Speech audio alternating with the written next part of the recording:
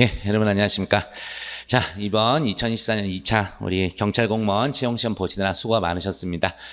제 정확한 총평은 제가 이제 총평 올린 거 한번 참조하시면 되겠고, 전체적으로 봤을 때 우리 1차 시험하고 비교를 하면 형법은 거의 대동소이 내지 약간 더 오히려 쉬웠다는 그런 생각도 드는데, 형사소송법이요, 생각보다 조문 이런 조합 문제들이 많아가지고 또 낯선 것들도 있어서 꽤나 풀기가 만만치는 않았을 것 같습니다. 그래서 전체적으로는 지난 1차보다 제 생각인데 한 문제 정도는 좀 더 떨어지지 않았을까 그런 생각이 좀 듭니다.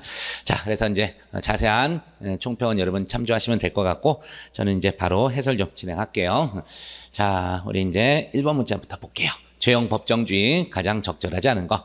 자, 우리 이제 1번에서 집행유예 시 부과할 수 있는 보호관찰, 이거 맨날 나오는 거잖아. 우리가 소급표 금지 원칙에서 보안처분은 원래 적용 대상이 아니지만 우리 가폭법상의 사회봉사명령 그거 빼고는 다 소급표 금지 원칙 적용 안 된다. 그거 기억하시면 된다 그랬죠. 그래서 3번에 있잖아요. 3번 이게. 그래서 가폭법 얘는 원칙적으로 형벌불소 원칙에 따라 행위시법을 적용함이 상당하다. 얘만 예외. 그래서 1번 가서 보시니까 보안처분 성격을 갖기 때문에 집행유예 시 보관찰.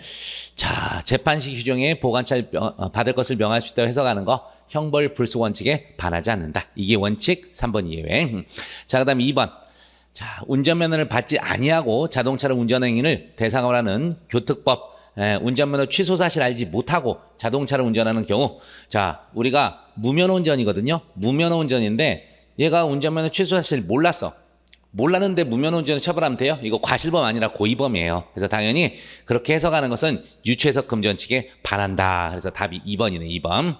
그리고 이제 4번에서 군형법 상관 명예훼손죄에 대해서 형법 제310조 위법성 조각서 같은 규정을 별도로 두지 않았다 하더라도 여러 가지 이제 고려해서 이건 충분히 유추 적용할 수 있다고 할 것이다. 그렇죠? 그래서 이제 군형법 64조 3항에 대해서도 형법 310조 명예훼손죄의 특별한 위법성 조각사유 유추 적용된다. 이렇게 돼 있는데 요게 우리 24년 4월 판례요. 24년 4월 판례고 이번에 보면 상당히 좀 이른 시기까지, 보통 우리가 한 6개월 이전, 빨라도 좀 5개월 좀 이전 이런 거 냈는데 4개월, 5월 판례도 있는 것 같아. 제가 해설하다 보니까. 그래서 이것도 이제 최신 판례긴 했습니다. 근데 제가 최판 때 이거는 얘기는 했었던 거고, 그래서 어쨌든 답은 2번을 고를 수 있었을 겁니다. 자, 계속해서 가볼게요. 적용 범위, 적절하지 않은 거. 자, 1번 보면 법무사 등록증 대여를 처벌하는 법무사법 17년 12월 10일부터 이제 몰수 추징, 이게 이제 신설이 된 거예요. 여러분, 이거 형벌 규정이죠. 이런 걸 소급조가 하면 소급표 금지 원칙, 형벌 불소 원칙에 반하게 되는 거죠. 그래서 2014년 1월경부터 18년 4월 9일까지 했었을 때, 자, 어디부터 몰수징을 해야 돼요? 17년 12월 1일 이후부터 몰수 추징을 해야죠. 근데 그걸 전부 했다면 이거는 형벌 불소 원칙에 반하게 되는 거죠. 틀렸고. 그다음에 2번에서 유사 수신작정 체결, 출자금 수수행위가, 자, 이거 장소적 적용 범위 얘기죠. 대한민국 영역 내에서 이루어질 때, 뭐라도 우리나라 내에서 이루어지면 우리 속지주의 적용되죠. 예전에 공모공동정범도 공모지만 우리나라 땅에 있어도, 예비음모지만 우리 땅에 있어도 돼요. 그래서 여기서도 당연히 체결 및 수수행위가 우리 대한민국 영역에서 이루어졌다면 당연히 다른 것을 외국에서 했더라도 우리 형법 적용이 됩니다. 그래서 형법 2조 8조에 따라 대한민국 형벌법규인 유사수신행위법이 적용된다. 답이 2번이네요. 그 다음에 이제 3번. 미합중국 군대. 야, 이거 오랜만에 나왔어요. 우리 인적 적용범위 판례 딱 하나 있잖아. 우리나라의 사람하고 결혼해서 10년 동안 우리나라의 생활 근거지를 둔 사람. 요거죠. 그래서 이 사람은 소파 협정 대상자가 아니야. 그래서 당연히 우리 형법 적용 대상이 되는 겁니다. 그래서 재판권을 행사할 수 있다. 적절하지 않은 거구나. 그럼 답 바로 1번이었네, 여러분. 1번이었고, 그 다음에 이제 4번에서 대한민국 영역 밖에서, 근데 이거 뭐죠, 여러분? 미성자 약친. 우리가 약치유인 인신매매죄는 세계주의, 예비음모 빼고는 세계주의가 적용이 됩니다. 그래서 적절하지 않은 거는 바로 답이 1번이었었네, 1번. 1번이었고. 자, 계속해서 우리 또 3번 문제 가볼까요? 인과관계. 자, 보면, 요것도, 이건 그렇게 어려운 건 아니고, 다만 이제 최신 판례가, 2번에서 이제 최신 판례가 들어갔죠? 작년 6월 판례가. 자, 아짜 형삼거리. 이거 다 뭐다? 우리 과실하고 인과관계 쪽에서 과실은 인정이 되죠. 왜요? 제한 속도를 위반했으니까. 과실은 있는데 과연 이 사고 발생에 인과관계가 있느냐 이겁니다. 근데 자, 과속을 한 잘못은 있지만 대항차에서 신호를 위반, 좌회전을 하는 차량과 교차로 통과 시 서로 충돌, 사고가 발생했어요. 자, 이게 제한속도 위반하고 관계가 있는 건가요? 관계가 없죠. 이게 규범의 보호범위 밖에서 발생한 거예요. 이게 이제 규범의 보호목적 관련성 이론 그렇게 되는데 상당 인과관계가 없다고 봐야겠죠. 그렇습니다. 그래서 과속은 했지만 이 사고는 상대편에서 말도 안 되는 불법 좌회전 이것 때문에 이제 사고가 난 겁니다. 그래서 인과관계가 있다 볼 수 없고, 그다음 2번 최신 판례 작년 판례인데, 자 여기서 이제 업무방해한 거죠. 야간 업무 사용 조명탑을 노동자본 갑이 위협하게 점거 위력 업무방해 성립했고, 그 다음에 이제 밑에 조합원 을등이 밑에서 지지 발언하고 음식물도 제공하고 뭐 이런 건데, 자 이런 것 등이 요새는 여러분 인과관계를 방조범에서 인과관계를 상당히 좀 좁혀요. 밀접한 행위만 인정을 합니다. 그래서 요 정도 갖고는 이런 위력 업무방해 방조가 되지 않는다고 했던 그런 판례입니다. 그래서 뭐 이렇게 해서 을등의 조력행위와 갑의 업무방해 실현 사이에 인과관계 인정하기 어렵다. 그래서 방조 안 된다고 했던 판례고, 또 요거 유사 판례도 있었었죠. 자, 그다음에 3번. 의료과호 사건에서 수술을 마친 후 의사가 복막염에 대한 진단 처치를 지연하는 등의 과실로 환자가 제때 필요한 조치를 받지 못해서 사망했어요. 근데 환자가 의사의 입원 지시, 금식 지시를 무시, 귀가한 사정이 있었다. 의사의 과실과 환자 사망 사이에 인과관계 단절된다. 이렇게 되는데, 여러분들 통상 우리가 어떤 의료 과실과 사망 사이 인과관계를 따질 때요, 이제 피해자나 제3자의 과실이 개입될 때가 있죠. 피해자나 제3자 과실이 개입될 때 있는데, 그게 사회통념상 충분히 예상할 수 있는 것이면 인과관계에 영향을 못 미쳐요. 자, 여기서도 보통 막 사람들이 의사들이 막 며칠 더 입원해야 되면 아이 됐어요 하고 가는 거 통상 예견할 수 있어요. 이거 말렸어야 돼요. 그래서 이 부분에 대해서는 당연히 인과관계가 있다고 했던 그런 사례가 되겠죠. 그래서 답은 이게 3번이 될 것인데, 얘도 저기 2018년 예전 이제 판례 그런 겁니다. 자, 그다음 뭐 4번에서 거동범 나오는데, 거동범에 해당하는 진정부작위범과 달리 부진정부작위범, 그렇죠? 기본적으로 결과범이야. 그러니까 인과관계가 있어야 돼. 부작위와 결과 발생 사이에. 그래서 사회적으로 기대되는 자기의무를 다했더라면 결과가 발생하지 않았을 것이라는 관계, 그렇죠? 이게 바로 부작위범의 인과관계입니다. 그래서 인과관계가 인정될 수 있다 이런 거죠. 답은 3번이고, 자 4번 문제. 자 우연방해가 또 나왔어. 우연방해가. 자 근데 우연방해가 나오면 기본적으로 객체착오가 같이 나온다 그랬습니다. 자, 갑은 남편 A가 매일 술을 마시고 들어와 행패를 부리는 등 A와 불화로 갈등을 겪는 중이었다. 이에 갑은 새벽에 문이 열리는 소리가 들리고 누군가 집 안으로 들어오자 A에 대한, 그러니까 처음부터 남편으로 생각한 거예요. A에 대한 상해 고의로 컵을 집어던져서 방해 의사 없었습니다. 그러자 사람이 어이쿠 쓰러지는 소리가 나서 불을 켜보니 A가 아니라 칼을 든 B가 컵에 머리를 맞고 쓰러져 있었다. 우연방해입니다. 우연방해. 객관적 정당한 상황이 존재하는데 그걸 인식하지 못하고 방해 의사 없이 가행을 했던 거. 자, 그래서 1번부터 가볼게요. 위 사례는 그렇죠? 일단 B에 대해서는 구체적 사실의 착오 중 객체 착오죠. 그래서 어떤 견해에 따라도 발생 사실인 B에 대한 상해죄가 인정이 돼요. 그래서 객체 착오 맞고 구체적 부합설에 따를 때 A에 대한 아니야. 그냥 B에 대한 상해 기수입니다. 틀렸고. 그다음에 2번. 위 사례는 주관적 정당화 요소가 결여된 사례로 맞죠? 방위사가 없잖아. 행위반 가치는 존재하지만 결과반 가치는 존재하지 않아. 불능미 수기적 유추적을 한 견해. 이게 이제 우리 다수설이에요. 그래서 우리 다수설적 입장이죠. 다수설은 이제 객관적 정당화 상황 때문에 결과반 가치는 깨지지만 주관적 정당화 요소가 없어서 행위반 가치는 그대로 존재하는 이런 경우. 자, 상해 불능미수 된다. 답 2번이에요. 쉬웠어요. 쉬웠어. 뭐 3번은 이제 헛소리 써놓는 거죠. 보시면 위 사례는 우연방해에 당한 사례로 위법성 조각서의 주관적 정당화서가 이거는 4번이 오상방해에서 틀린 거구나.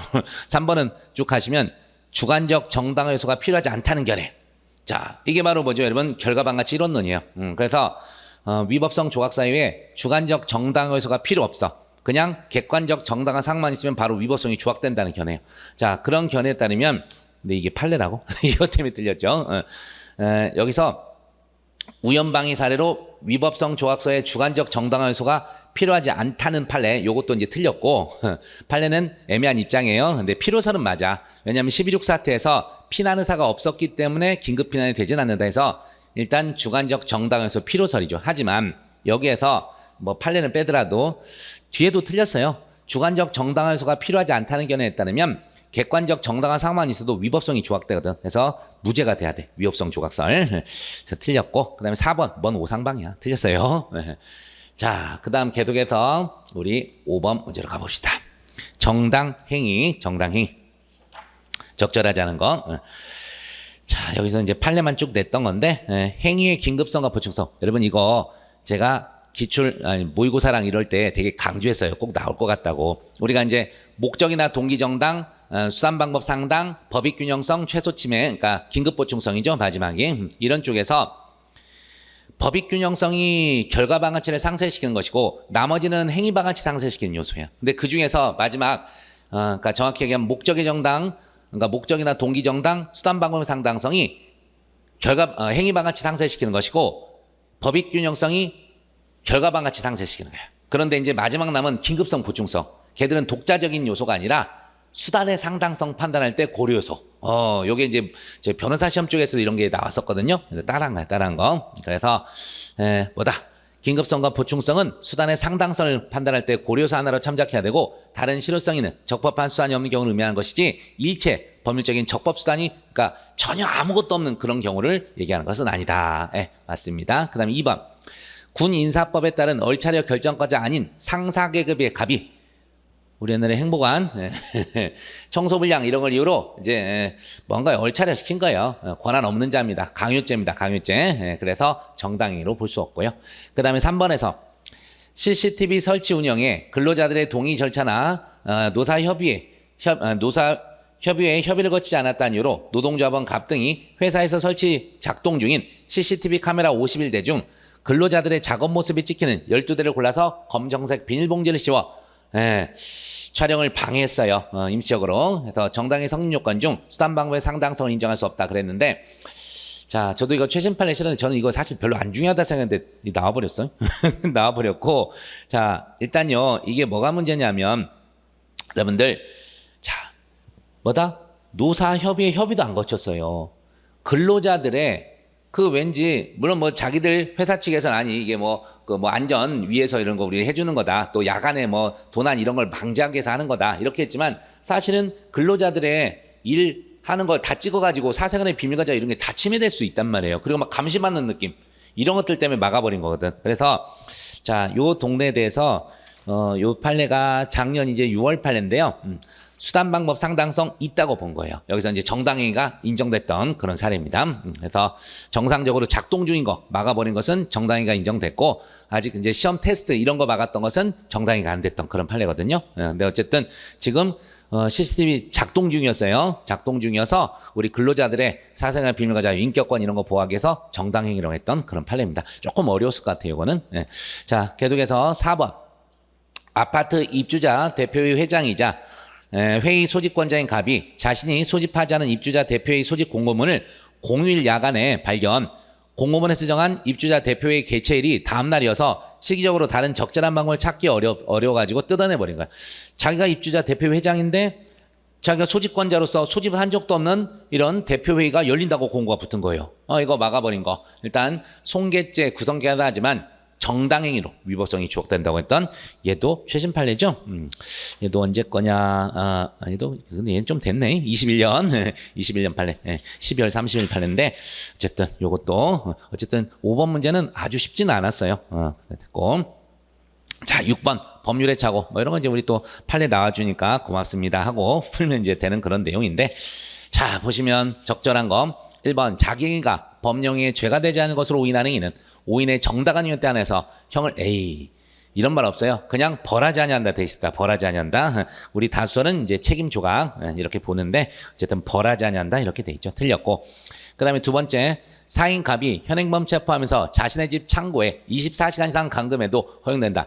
여러분 이게 이제 우리 간접적 착오에서 위법성 조각사유의 한계에 대한 착오. 맨날 나오는 게 이것밖에 없어.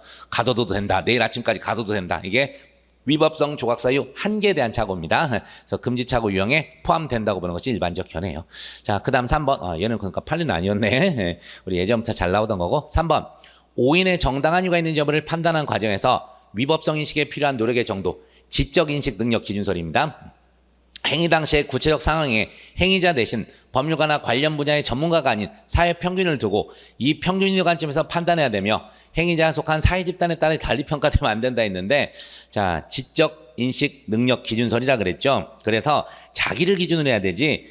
누구 저기 법률 전문가나 사회 평균을 두고 그런 거 아닙니다. 우리가 사회 평균인 요거는 기대 가능성 판단할 때 얘기해요. 그래서 우리들 저기 지적인식 능력 기준서는 행위자가 자신의 지적 능력을 다해서 회피하기 위한 진지한 노력을 다했는지 이런 걸 기준으로 가게 됩니다. 그래서 아내가 다 틀렸어. 뭐 전문가, 사회평 이런 거 다 틀렸어요. 다 틀렸고 자 마지막도 틀렸죠. 사회 집단에 따라 달리 평가되면 안 된다가 아니라 달리 평가돼야죠. 법률 전문가 집단과 문외한 집단은 달라져야 되죠. 이건 뭐 너무 잘하는 것일 거고. 그 다음에 4번. 갑이 니코틴 용액 제조의 경우 담배 제조업 허가를 받아야 하는지를 주무부서 문의, 답변을 받아 허가 사항임을 충분히 인식했고 자신이 제조한 것 같은 니코틴 용액을 제조한 A 주식회사에 무허가 담배 제조로 인한 담배사업법 위반죄에 관해 검사의 불기소 결정이 이 법 개정 이전에 있었던 경우 이를 금지하는 무허가 담배 제조 행위 위법성을 인식하지 못한데 정당한 이유가 있다고 보기 어렵다. 그렇죠? 요건 이미 다 알았잖아. 담당 공무원에게 문의해서 허가 사항임도 알았고 예전에 이제 불기소 됐었던 것은 이 법 개정 이전에 있었던 거. 그러니까 자기한테 적용되는 거 아닌 거예요. 그래서 정당한 이유가 없다고 했던 그런 판례가 되겠습니다. 자, 그렇게 해서 답은 4번이 되는데 얘도 예전 판례예요. 18년 판례인데 자주 등장하지는 않았던 건데 여기서 써 있어서 좀 알 수 있었던 거고 3번을 교묘하게 잘 바꿨어요. 자, 7번 결과적 가중범 적절하지 않은 거. 자, 1번 부진정 결과적 가중범에서 고의로 중한 결과를 발생하게 하는 행위가 별도의 구성 요건에 해당하고 고의범에 대해 결과적 가중범의 정한형보다 더 무겁게 처벌한 규정이 없대요. 그러면 특별관계 있는 부진정 결과적 가중범만 성립하겠죠. 여기는 상경이래. 땡이고. 뭐야? 그럼 답 바로 1번이에요. 쉬웠네 이거는. 근데 우리 또 1번에 답 나오면 당황하잖아. 다른 것도 또 읽어보죠. 자, 2번. 재물을 강취한 후 피해자를 살해할 목적 현주건조물의 방화 사망에 합니다. 대표적으로 이제 중한 결과에 대한 고의범의 법정형이 부진정 결과적 가중보다 큰 거. 그래서 상경이 되는 게 현건방치다 강도살인, 현건방치다 존속살인. 기억나시죠? 그래서 상경 맞고. 그 다음 3번. 결과적 가중범은 중한 결과가 고의적, 기본범죄에 전형적으로 내포된 잠재적 위험에 실현한 점에서 일반 과실범의 결과이기보다 그렇죠. 여러분 결과방 가치가 크다 무조건 틀린 지문이라 그랬어요. 우리는 행위방 가치가 큰 겁니다. 여기 충분히 중한 결과가 예상되는데도 감이 나아갔잖아. 그런 심정적인 거. 그래서 행위방 가치가 크다가 맞습니다. 그 다음 4번 적법 직무 집행한 공무원 위험한 공시대 고의상. 이거 모르는 사람 없죠, 여러분. 특수공직방 치상과 특수상의 문제인데 특수공직방 치상죄로만 이제 성립되게 되죠. 그렇죠. 이게 이제 특별관계에 있는 부진정 결과적 가중범만 성립합니다. 특수상의 법정형이 특수공직방 치상보다 약해요. 됐고. 자, 8번 부작위범. 자, 보시면 적절하지 않은 거에서 자, 제가 요것도 되게 강조했던 판례거든요. 우리가 원래 보험 사기에서 보험금 청구 시에 실행이 착수가 되고 보험금 취득 시에 기수가 되는데 이례적으로 보험계약 체결 시에 실행이 착수가 인정되는 거 3개가 있다. 이미 보험사고가 발생했는데도 계약 체결, 보험사고 발생 가능성이 농후한데도 계약 체결, 보험사고를 임의로 조작하려는 의도를 갖고 보험계약 체결. 이처럼 보험계약의 본질을 해야 할 정도 이런 거는 체결 시에 실행이 착수잖아요. 자, 지금 여기서도 이미 이런 질병 다 있어요. 그래서 입원 치료를 더 받게 될 개연성이 농후하다는 사정을 인식하고 있음에도 이런 거 속이고 그냥 계약 체결했어요. 체결 시에 바로 실행에 착수가 되는 거예요. 그래서 부작위한 기망 맞아요. 그 다음에 2번 경찰 공무원이 지명수배 중인 이것도 너무 유명하죠, 여러분. 직무유기죄와 일정한 자기범 4개, 범인은익 도피, 증거인멸, 위계공직방, 허위공사약성 동행사 기억하시죠? 그래서 부진정 부작위범인 직무유기죄와 금방 제가 열거한 자기범 4개의 경우 원칙적으로 자기범만 성립합니다. 그래서 여기서도 범인 도피죄와 직무유기 중에 당연히 뭐가 되는 겁니까? 부작위범인 직무유기가 아니라 자기범인 범인 도피죄만 성립합니다. 유명한 판례죠. 그래서 직무유기의 위법 상태는 자기범, 이 도피행위 포함돼 버리기 때문에 따로 성립하지 않아요. 자, 그다음 3번 최신 판례 나왔죠. 갑이 휴대폰 녹음 기능을 작동시킨 상태로 A의 휴대폰에 전화를 걸어 8분간의 요거는 최신 판례가 아니구나. 자, 이제 형소에 있는 그 판례랑 착각했대. 자, 이건 형법 예전부터 있던 판례. 자, 우연히 이제 하다가 먼저 끊으십시오. 예우를 갖추고 있다가 끊기 전에 갑자기 누가 들어와서 막 서로 대화하는 걸 들어본 거죠. 그때부터 녹음한 거. 이게 통일법 위반인데, 자, 어쨌든 기다리다가 끊기를 기다리다가 B의 목소리가 들려오자 A가 실수로 통화 종료 버튼을 누르지 않은 채 이 상태를 이용 A와 B가 나누는 대화를 몰래 청취 녹음했다. 자, 부작위한 통일법 위반죄에 해당한다. 이렇게 돼 있죠. 자, 그래서 요 판례도 일단 좀 만만치가 않았는데, 여기가 이제 대화에 원래 참여하지 않은 자, 대화에 참여하지 않은 자 이쪽에서 이제 녹음하게 되는 건데요. 저 뒤쪽에 쭉 이제 가서 보시면 우리 판례가 이걸 뭐라 그랬냐면요. 자, 이게 단순한 부작위가 아니야. 단순한 부작위가 아니라, 자, 그전까지는 통화 녹음 안 했었다니까? 도중에 갑자기 들려오니까, 뭐야, 저 인간이 왜 나타나지? 하면서 그때부터 녹음 버튼을 누른 거잖아. 자기의 부작위예요? 자기야, 자기. 그래서 교묘하게 잘라놨어요. 그래서 요거 1번, 2번, 특히 뭐 4번도 잘 아시는 거잖아. 4번에서 이제 부작위한 업무방해 인정 안 된 그 사례죠. 행위정의 동가치성이 없다 그래서. 자, 그런 사례인데, 이제 이렇게 속어법으로 가는 수밖에 없어요. 근데 이제 1번 잘 모르는 사람, 좀 1번을 골랐을 수도 있고, 그래서 1, 3번 중에 조금 헷갈렸을 거예요. 이건 부작위가 아니라 자기로 봤어요. 자기. 그래서 통화 종료 버튼을 누르지 아니한 상태를 이용 대화를 몰래 청취 녹음했다. 이렇게 이제 돼 있잖아요. 그래서 물론 이제 처음부터 휴대폰 녹음 기능을 작동시킨 상태였었기 때문에 이제 착각을 하기 쉬운데, 이거는 사실상 누른 거야, 누른 거. 그래서 자기에다 초점을 뒀던 겁니다, 우리 판례가. 그래서 저도 이제 해설 쭉 판례 찾아보니까 이제 자기한 통비법 위반 행위로서 16조 1항에 따라 처벌된다. 이렇게 이제 판시가 되어 있더라고요. 그래서 저도 이제 저희 이제 확실히 1번, 2번, 4번은 이제 확실히 아니까 당연히 이제 3번을 답을 골랐는데, 저도 사실 이게 자기일지 부작일지 생각 안 하고 있었어요. 평상시에. 근데 우리 시험에서 이걸 냈더라고. 네. 그래서 이거는 자기가 맞습니다. 자기.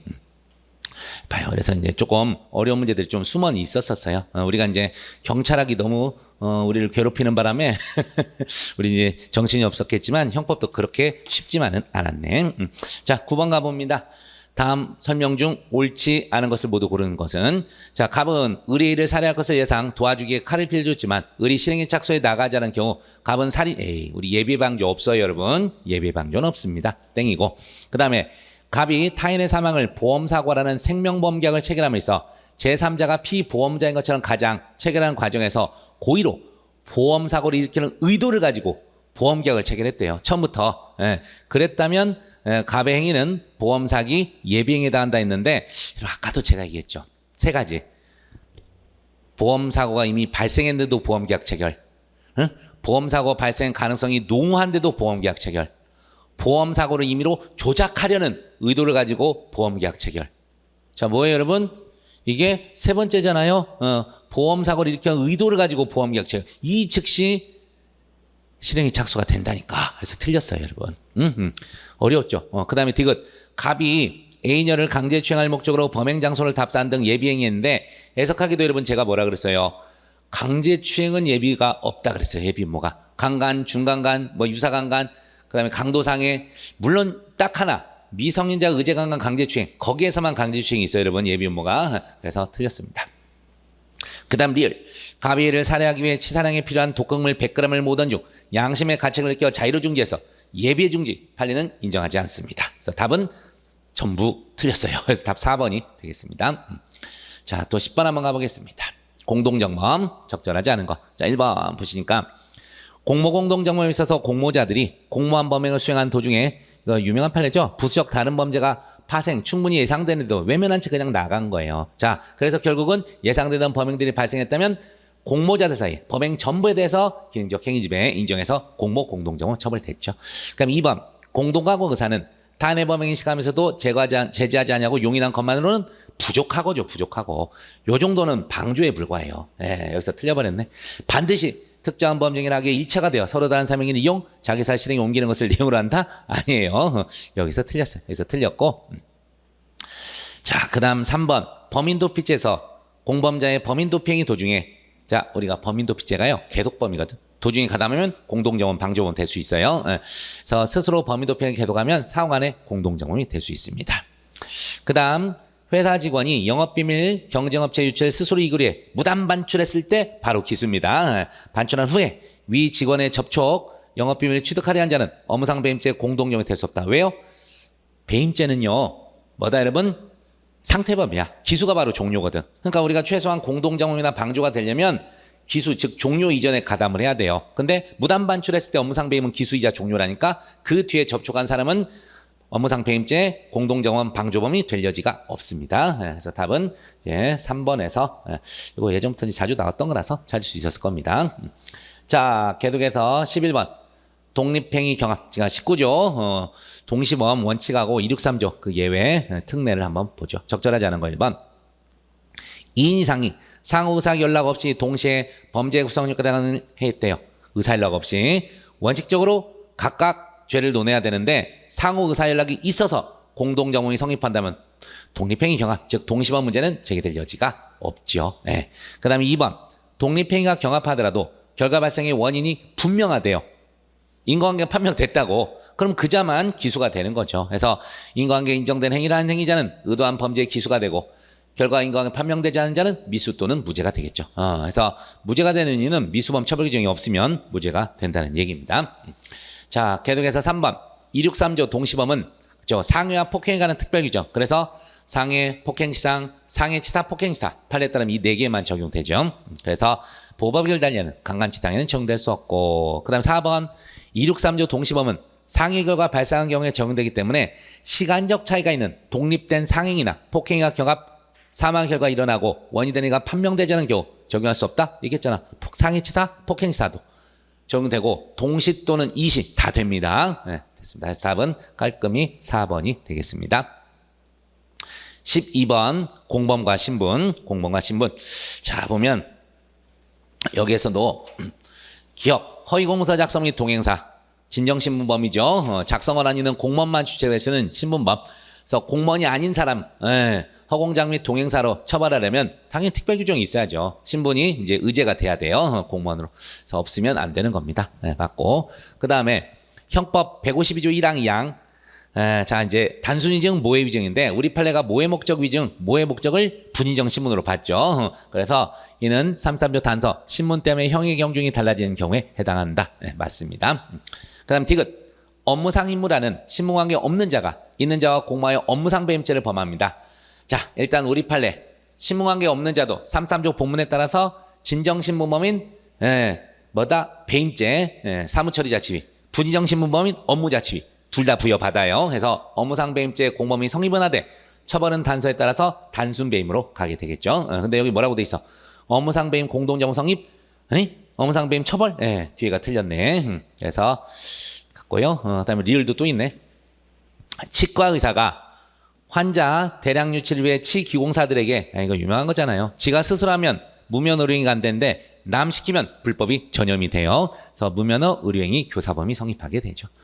자, 그 다음 변호사가 변호사인 자에게 대항범인데 이게 뭐죠 여러분? 편면적 대항범이야. 변호사 아닌 자만 처벌합니다. 그래서 내부에서 변호사가 가담했더라도 공범이 성립될 수 없는 거죠. 그래서 변호사 행위가 그러니까 형법 총칙상의 공범 규정은 적용될 여지가 없게 됩니다. 맞습니다. 자, 그래서 12번 이제 문제가 좀 떨어지긴 했었는데 어쨌든 답은 4번이 되겠네. 기억니은 리을비음. 자, 13번 갑니다. 죄수 적절한 거 1번 갑이 피해자의 주거에 침입, 강간하다 미수에 그친과 동시에 자기 형사 사건의 수사, 재판 관련 수사 단서를 제공 진술하고 센 보복의 목적으로 폭행을 합니다. 자, 요것도 제가 이제 죄수할 때 좀 잘 외우라 그랬었던 건데 자, 여기에서 기본적으로 이제 보복 목적으로 주거 침입 강간을 했다. 이렇게 이제 외우라 그랬어요. 보복의 목적으로 주거 침입해서 강간했다. 겹치잖아요. 보복의 목적으로. 그래서 상상적 경합이 왔습니다. 그래서 특가법상의 보복범죄와 성폭법 주거침입 강간 상형. 그래서 보복의 목적으로 주거침입 강간을 한 겁니다. 자, 2번. 그럼 답 바로 1번이네. 2번. 절도범인으로부터 작물 보관을 의뢰받은 갑이 정을 알면서 인도받아 보관하고 있다가 자, 이게 뭐였죠? 금원을 차용하면서 작물을 담보로 제공했었네요. 자, 그럼 얘는 계속해서 점유할 정당한 권한이 있습니다. 작물 보관 돼야 안 돼요? 안 돼요. 자, 근데 어쨌든 작물 보관을 의뢰받은 갑이 정을 하면서 인도받아 보관하겠다고 보관 중이던 작물을 담보로 제공했다는데 이거 다른 거구나. 자, 다시 이거 그냥 쉽게 작물 보관죄가 성립할 때는 뒤에 횡령은 불사행 그 내용입니다. 그래서 제가 이제 다른 뭐 실경 갑자기 이게 나왔나 하면서 순간 당황했습니다만 이거는 작물보관죄가 성립할 때 뒤에 횡령은 불사행이라는 그 유명한 판례예요. 그래서 이제 틀렸습니다. 자, 그다음 3번. 갑이 보이스피싱 사기 범죄 단체에 가입한 후 사기 범죄 피해자로부터 돈을 편차하는 등 구성원으로 활동합니다. 자, 별개 범죄입니다. 범죄 단체 가입, 구성원 활동 행위 이 자체는 포괄일죄가 되겠지만 뒤에 사기는 별개입니다. 별개. 뭐 법조가 갑자기 흡수관계야? 아닙니다. 따로 성립합니다. 그래서 범죄단체 가입 활동과 사기죄 따로따로 성립하게 되는 겁니다.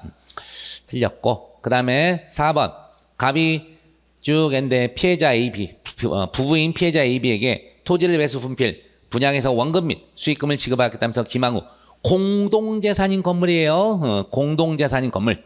원래는 부부 결산제라서요. 각각 따로 기망하면 원칙적으로는 실경이 돼야 돼. 실경. 한 자리 했으면 상경이고 포괄일죄가 원래 안 돼야 돼요. 그런데 공동재산인 건물이라니까. 그렇기 때문에 이게 우리 판례가 이례적으로 각 피해자 법익의 동일성에 대해 예금계좌에 해치된 금전에 관한 권리 등 민사상 권리기속관계 등을 고려 판단할 때 포괄일죄로 볼 수 이제 있다고 했던 그런 사례가 되겠습니다. 얘도 좀 뭐랄까요? 재판하고 그럴 때 좀 이례적인 판례라고 했었던 거예요. 2023년 12월 판례인데 원래는 부부 별산제라서 실형이 되는 게 원칙이지만 이런 사정이 있을 때는 이례적으로 이제 포괄일죄를 인정할 수 있다는 거. 여기도 좀 만만치 않았어요, 여러분. 그러니까 2번은 너무 쉽지만 이제 3번도 잘 알았구나. 1, 4번 중에서 이제 찾는 거였는데 어쨌든 조금 공부 중에서 그렇게 아주 어렵지는 않았을 것 같고요. 자, 14번 형벌론. 오랜만에 과료가 나왔어요. 과료는 벌금과 똑같아요. 판결 확정일부터 30일 이내에 납입해야 되고, 자, 과료 납입하지 않으면 1일 이상 30일 미만, 1일 이상 30일 미만 노역장 유치 하게 됩니다. 벌금은 1일 이상 3년 이하입니다. 비교하셔야 되겠고. 그 다음에 2번. 행위자에게 유죄 재판하지 아니할 때도 몰수 요건일 때 몰수반을 선고할 수 있지만, 그쵸? 이거는요. 구성해당성 위법성이 있지만 책임 조각되는 그런 경우예요. 유죄 재판하지 않을 때도 몰수만 할 수 있다는 것은 위법성은 갖췄는데 책임 조각된 그 경우만 얘기합니다. 그래서 우리가 공소제기 없이 별도 몰수만 선고할 수 제도는 없어요. 3번. 자, 요거 좀 어려웠어. 여러분, 마약류관리법이요. 징벌적 추징의 질문, 징벌적 추징. 그래서 향관, 외특, 만밀 5가지가 있어요. 향관, 외특, 만밀. 향정신성 의약품 관리법 위반, 관세법 위반, 특경법 위반, 그 다음에 마약류관리법 위반, 밀항단속법 위반 이런 것들은 이제 징벌적 추징인데 여기는요 돈 안 받았어도 공범 전체에 다 1억씩 때려요. 그러니까 예를 들어서 갑일병정이요 마약류관리법 위반을 했다 쳐봐요. 공범인데 사실은 갑하고 을이 5천씩 먹었어. 병정은 한 푼도 안 받았어. 그래도 법원에서 각각에게 1억씩 때려버립니다. 그게 징벌적 추징이에요. 그래서 써있죠. 자, 그래서 범죄에 대한 이득 박탈 목적만 있는 게 아니야. 징벌적, 제재적 성격도 있어요. 그래서 그 범행으로 인해 이득을 취득한 바 없더라도 가액 추징을 명할 수 있습니다. 요건 좀 어려웠을 거예요, 여러분. 이게 징벌적 추징이 딱 떠올랐느냐? 쉽지 않았을 겁니다. 자, 계속해서 4번. 갑이 수사기관에 자진 출석 처음 조사를 받으면서 돈을 차용했을 뿐이라며 범죄 사실을 부인하다가 2회 조사를 받으며 비로소 자백했어요. 자, 이건 자수 아니에요. 추궁 과정에서 얘기했기 때문에 자발성이 결여돼서 이거는 자백이지 자수가 될 수 없습니다. 그래서 자수 감경할 수 없다. 맞는 질문입니다. 그래서 어쨌든 이 3번이 좀 만만치 않을 것이다. 징벌적 추징. 자, 이제 강론 가봅시다. 강론. 이제 명예훼손 나오게 되는데 자, 옳은 것 찾게요. 기억. 전파 가능성이 있다는 이유로 공연성이 인정한 것은 문헌의 통상적 의미를 벗어나 피고에게 불리한 확장해서 유추해석에 설마 우리 판례가 전파 가능성설을 따르는데 바로 틀렸죠. 그 다음에 니은 사실 적시 내용이 사회 일반의 일부 이익에만 관련된 사항이더라도 요게 이제 근자에 우리 판례로서 좀 이제 중시해야 되는 건데 2020년 전합 판례에서 나온 내용들입니다. 이게 자, 다른 일반인 공동생활 관계된 사항이라면 공익성을 지닐 수 있어요. 그러니까 사회 일반의 일부 이게만 관련돼도 공동생활, 다른 일반인과 공동생활 관련되면 공익성이 인정됩니다. 그래서 나가 개인에 관한 사항이더라도 공공이익과 관련돼 있고 사회적 관심을 획득할 수 있는 경우라면 직접적으로 국가사회 일반의 이익이나 특정 사회 집단에 관한 것이 아니라는 이유만으로 300조 적용을 배제할 것은 아니다. 전합판례 내용이고요. 그 다음 객관적으로 피해자의 사회적 평가를 저하시키는 사실에 관한 발언이 보도소문 제3자 말을 인용하는 방법으로 단정적 표현이 아닌 전문 추측 형태로 표현된 경우 표현 전체의 취지로 봐 그 사실이 존재할 수 있다는 것을 암시하는 방식으로 이루어졌다면 사실적 장수로 볼 수 있지요. 그러니까 여의도 증권 찌라시하면 뭐 재벌 3세 누구와 특정 연예인 A가 무슨 관계 있었다더라. 그러면서 이렇게만 하면 사실은 명예훼손이 아니에요. 근데 뭐래요? 아니 땐 굴뚝에 연기나랴 이런 표현을 쓰면 암시한 거예요. 그래서 명예훼손이 될 수 있습니다. 틀렸고요. 계속해서 리을. 자, 정통법 위반 명예훼손죄 비방할 목적 공공이익을 위한 것과는 행위자의 주관적 의도 방해에서 서로 상반되는 관계 있죠. 그래서 적시 사실이 공공의 이익에 관한 것인 경우에는 비방의 목적이 부인되는 게 맞습니다. 그 다음 명예훼손죄 공연성. 자, 전파 가능성 이론은 정통법 명예훼손뿐 아니라 공선법 후보자 비방죄 등의 공연성 판단에도 동일하게 적용된다. 그렇습니다. 그래서 공연성 판단은요, 다 판례가 똑같이 보고 있습니다. 그래서 15번에는 이제 그 옳은 거 모두 고르기였었죠. 그래서 니은, 리을, 미음, 니은, 리을, 미음. 해서 이제 3번이 답이 되겠네. 자, 계속해서 16번 갑니다. 성범죄. 자, 보시면 가장 적절한 거. 중간, 드디어 패싱아웃. 블랙아웃 패싱아웃 나왔어요. 나올 것 같다 그랬더니. 자, 패싱아웃은, 심신상실 한꺼번에 맞습니다. 근데 단순히 블랙아웃 정도는 아니에요, 여러분. 그래서 이거 나눠서 기억하라 그랬었죠. 패싱아웃이 더 센 거라 그랬어요. 자, 그 다음에 그래서 이제 이게 틀렸죠. 블랙아웃 상태인 경우에도 인정된다. 틀렸고. 그 다음에 2번. 이게 안 나오면 안 되지. 전압인데. 강제추행의 폭행협박. 추행보다 시간적으로 앞서, 그러니까, 폭행협박 선행형 행해지는 이른바 폭행협박 선행의 경우에도 한거 곤란 필요 없어요. 한거 곤란 아니고 그냥 폭행죄도 폭행, 협박죄도 협박의 정도면 충분합니다. 자, 그 다음 3번. 강간치상죄에 있어서 사상의 결과는, 자, 우리가 직접성은 치잖아. 뭐예요? 강제추행 수단에 의해서. 그 다음에 그 강제추행 행위 자체에 의해서. 그리고 이들을 피하는 과정에서 돼요. 그래서 간음행위 자체, 수단, 그 다음에 수반하는 포함됩니다. 수반하는 행위가 대부분이에요. 그래서 3번이 깔끔히 틀렸네. 자, 그 다음에 4번. 지금 틀린 거 찾기구나. 맞는 거 찾기구나. 4번이네, 그러면. 성폭법. 주거침 및 강제추행은 위헌을 받았지만 주거침 및 강간은 여전히 합헌인데, 자, 그래서 주거침을 범한 후에 사람을 강간하는 등의 행위나 해야 되는 일종의 신분법이에요. 순서가 뒤바뀌면 안 돼요. 주거침입부터 하고 강간을 해야 되고, 강간죄, 그러니까 주거침 및 강간의 실행 착수는 대신에 폭행협박 개시입니다. 그래서 강간죄 등을 범한 자가 주거침입했을 때는 해당하지 않고 강간과 주거침 실격. 4번이 되겠습니다. 자, 17번 주거침입 적절하지 않은 거. 맨날 나오는 거잖아요. 엘리베이터, 공유단, 복도, 공용 부분도 객체, 사람 주거에 해당하고. 그 다음에 2번. 자, 침입이 이제 거주자의 의사에 반한지를 기준으로 아니야. 부차적 고려였을 뿐이에요. 그래서 바로 틀렸어요. 거주자의 의사에 반한지, 장난쳐. 이건 옛날 판례. 그래서 출입당 측 객관적 외형적으로 드러나는 행위태학. 이게 기준이 돼야 되겠죠. 깔끔히 너무 쉽다. 그 다음에 3번에서 다른 사람의 주택에 무단 침입 범죄 사실 이미 유죄 판결 받았어요. 확정. 자, 뭡니까? 주거침입죄는 계독범이 계독범 포괄일죄라고. 그래서 포괄일죄 도중에 동종의 범죄에 대한 유죄 확정 판결이 있어버리면 어떻게 되죠, 여러분? 포괄일죄성 그에서 분단됩니다. 그래서 그 뒤에 확정 판결 이외에 주거침입죄 따로 성립돼요. 그래서 두 포괄일죄가 실체적 경합이 되게 되는 거죠. 그래서 판결 확정 이후의 행위는 별도의 주거침입죄를 구성하게 됩니다. 그 다음에 4번. 행위자 자신이 다른 사람과 공동으로 거주, 관리, 점유하는 주거 등에 임의로 출입하더라도 당연히 주거침입은 안 돼요. 근데 다른 사람, 이게 뭐였죠, 여러분? 남편이 처와 좀 다툼이 있어서 본가에 갔다가 자신의 어머니랑 자신의 집에 이제 왔는데 처제가 막았었잖아. 그 사건. 거기에서 어머니랑 같이 들어갔더라도 어머니도 주거침입 안 됐던 겁니다. 그래서 주거에 거주하거나 다른 사람과 공동으로 주거에 거주하거나 건조물을 관리하던 사람이 공동생활관계에서 근데 여긴 뭐래요?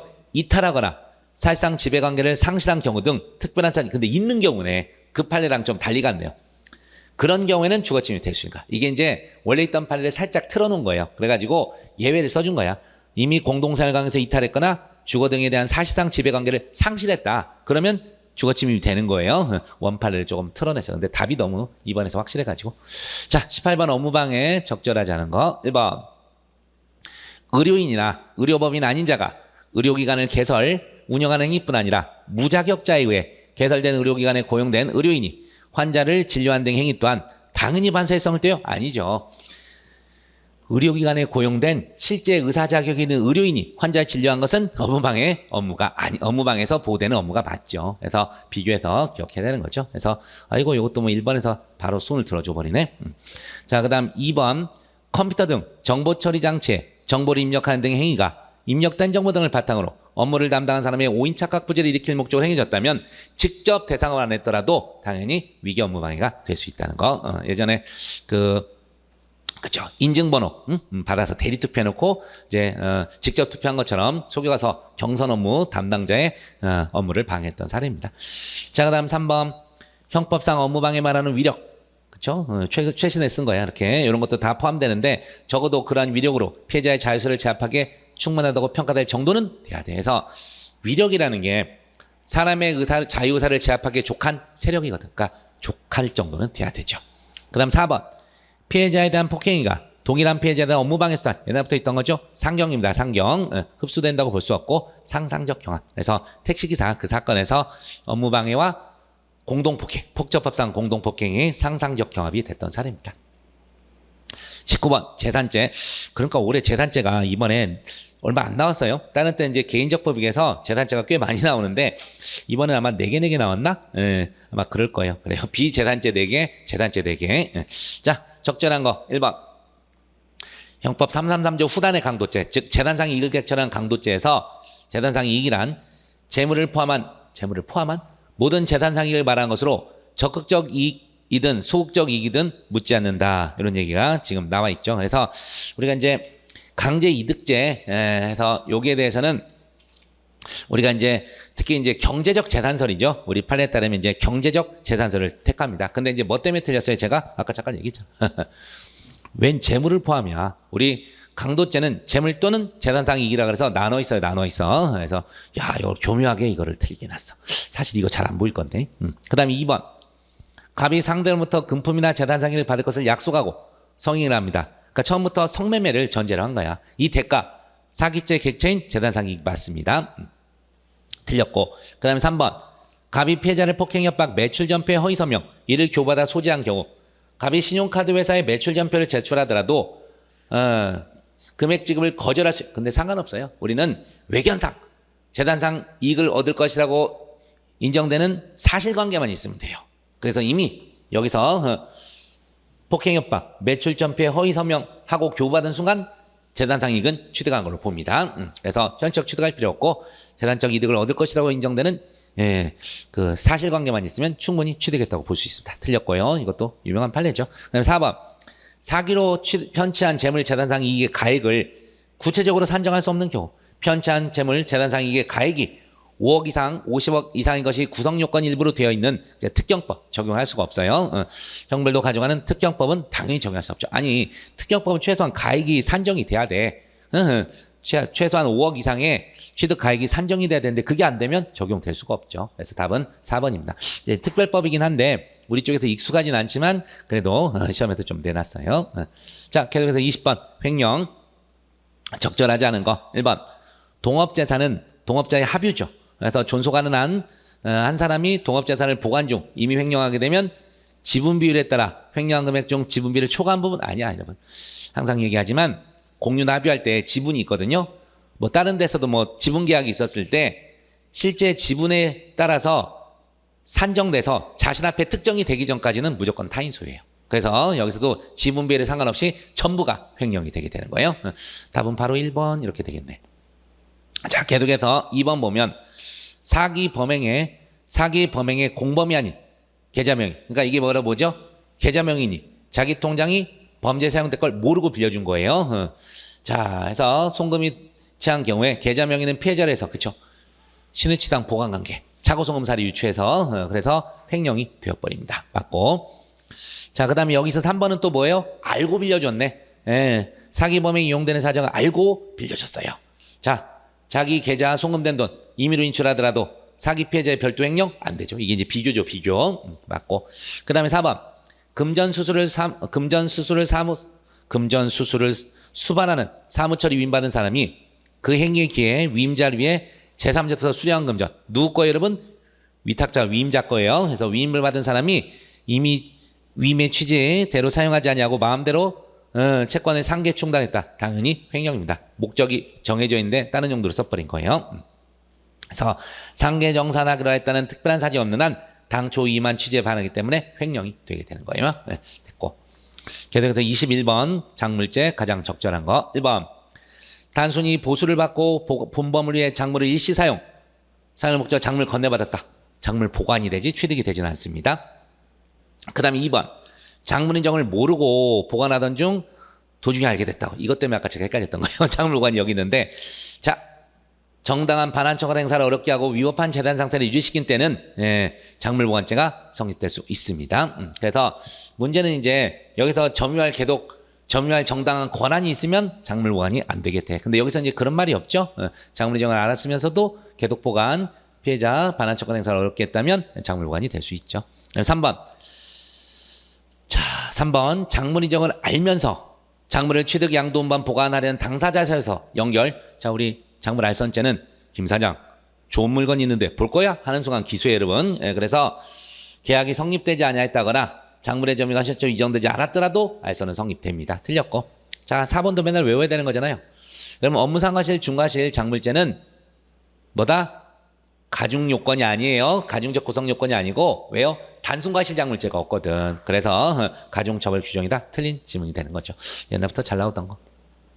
자, 22번 계속해서 재산 옳지 않은 거. 기억. 날치기와 같이 날치기 나왔어요. 자, 때로 이제 뭐 다치게 하는 경우가 있는데 핵심이 이거죠. 피해자의 반환가급을 목적으로 함 없이 점유 탈취 과정에서 우연히 가해졌대. 강도 아니에요. 강도 아니고 여기서는 절도 그리고 폭행치상 그 정도가 됩니다. 그래서 강도치상 해당하지 않습니다. 강도치상 되려면 피해자의 반항에 부딪혔음에도 억지로 끌고 가야 돼요. X. 그 다음에 니은. 자, 술집 운영자로부터 술값 지급을 요구받자 폭행 도주. 술값은 재단상 이익입니다. 절대 중강도가 나올 수가 없어요. 그래서 땡. 그 다음 디귿. 자, 경계침. 와, 이거 세상에 얼마만에 나왔나 몰라. 경계는 법률상 정당한 경계가 아니에요. 그냥 이해관계인들이 명시적 묵시적 합의해서 정해진 것이면 족합니다. 그래서 맞는 질문. 그 다음 리을. 갑이 A에 대한 채무를 담보하기에 자기 소유 건물과 기계 기구를 A 근이당 목적물로 제공합니다. 타인의 권리의 목적이 된 자기 소유 물건. 권리행사 방해죄입니다. 갑이 담보 유지를 위반. A 근저당 목적이 된 건물을 철거, 멸실 등기. 이게 손괴요. 기계 기구를 양도, 은닉입니다. 그래서 손괴, 은닉, 권리행사 방해 맞습니다. 근데 안 된다 해서 틀렸어요.